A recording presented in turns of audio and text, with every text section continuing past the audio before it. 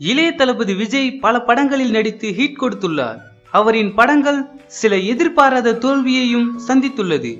ஆனால் சில படங்கள் வந்தும் வராமலும் போயுள்ளது. இது போன்ற பிரபல நடிகர்களுக்கும் சில படங்கள் கைவிட்டு போனதும் உண்டு.